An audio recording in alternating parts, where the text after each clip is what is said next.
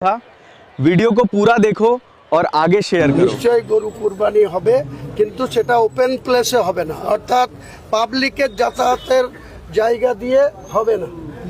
নিজেদের জায়গায় কুরবানি করবেন, একটু ব্যারিকেড করে দিয়ে তিরপল দিয়ে জায়গা ঘেরাঘুরো করে করবেন।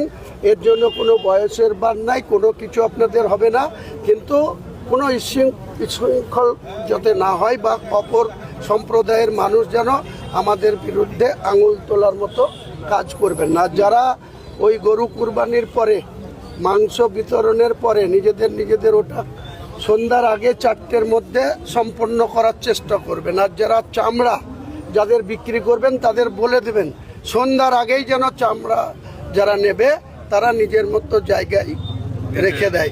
রাত্রেবেলায় যেন কোনো চামড়ার ভ্যান বা কোনো 4 চাকা গাড়িতে চাপিয়ে বেলডাঙ্গার